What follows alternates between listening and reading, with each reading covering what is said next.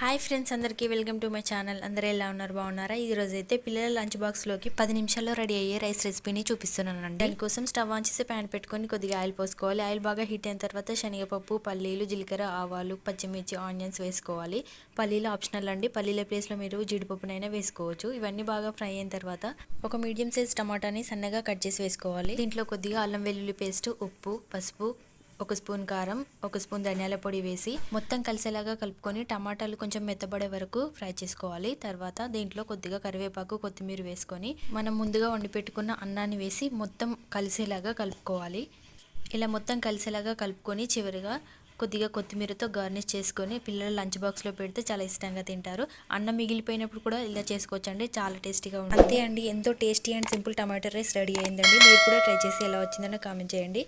Video నచ్చితే చిన్న like చేసి ఛానల్ని సబ్స్క్రైబ్ చేసుకోండి ఫ్రెండ్స్. మరో మంచి రెసిపీతో మళ్ళీ కలుద్దాం. Bye friends.